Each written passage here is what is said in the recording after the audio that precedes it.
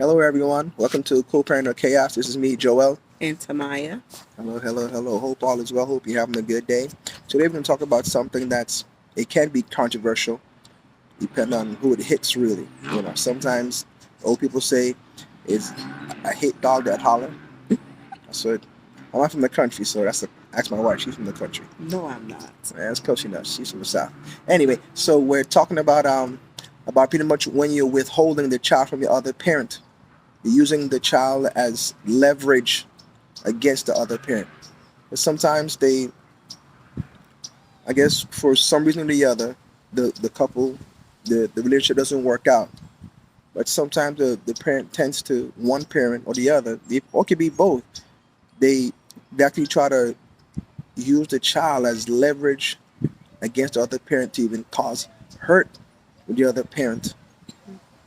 It's, it's kind of sad, because the child doesn't know exactly what the reason is. And even sometimes some parents may even actually make up lies and and and try to create this narrative inside the child's mind about the other parent. You got to be careful about that as far as you trying to not destroy the idea that the child has about the other parent. I don't know if you want to add anything to this, babe, because I'm about to go on a rant. Go ahead, babe. I'm sorry. Well, as far as what you said about not destroying the idea that the child has about the other parent, it's hard sometimes for us to maybe let go of a relationship that is ended, or to just accept the fact that the relationship is not existent anymore. So usually one of the parties might be a little upset about the breakup, and it could easily spill over onto the child. Like how you feel or what you're thinking could easily spill over onto the child. So be very careful with that. um as far as like the conversations that you are having when the child is present, as far as your interactions with the other parent, like your tone, your body language, your actual words, how you are communicating with the other parent in the presence of the child. Like, I know feelings are real, and we feel that we feel sometimes, but we have to sometimes like put the feelings aside and don't let the children experience how you are feeling. Like, let their relationship with their other parent still remain genuine and pure, and let them still have that love for the other parent. The child shouldn't feel burdened or feel just feel not comfortable even maybe mentioning the other parent, or saying maybe I miss mom or I miss dad, in fear of you maybe getting angry with them because of how you feel. So just be very careful with those things. Yeah, yeah, yeah. It almost sounds like you're trying to hold the child hostage against the other parent. You got to be careful about that, because just because you may be angry at them or they may be angry at you doesn't mean that you're supposed to just try to input ideas in the mind of the child. Like even, like, one of our previous videos, my wife spoke about being flexible. Now you may have like what do you call it, like like something mandated from the court, as far as like you have this Or like day, a this hour, visitation. this time, this day.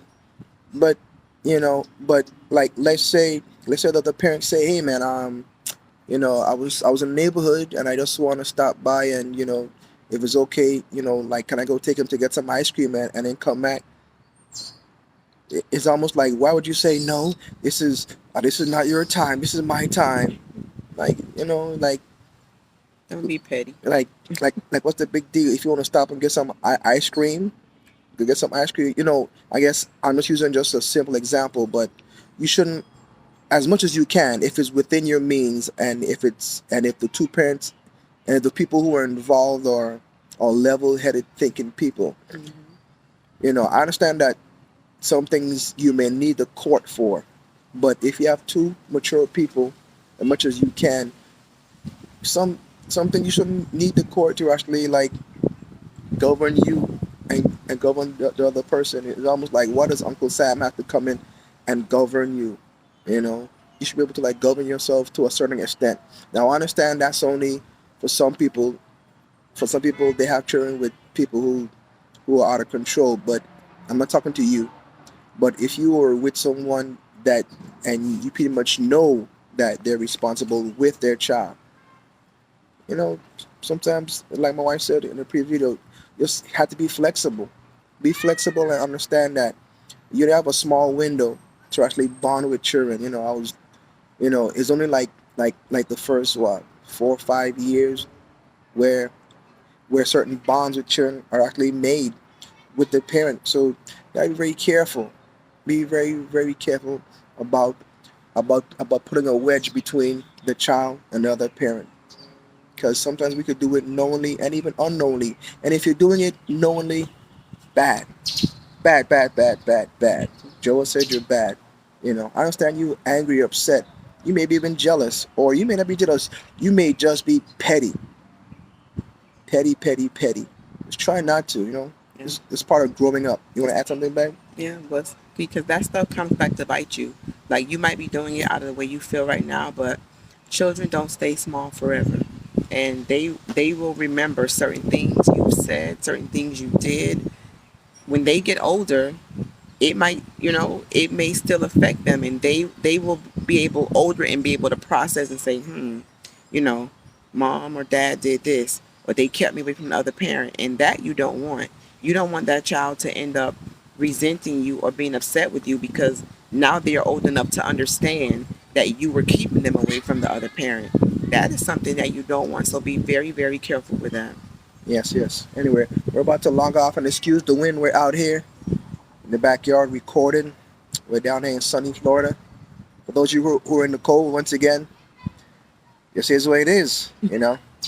Again, welcome. That's actually goodbye from Co-Parent or Chaos. Don't forget to share, like, subscribe.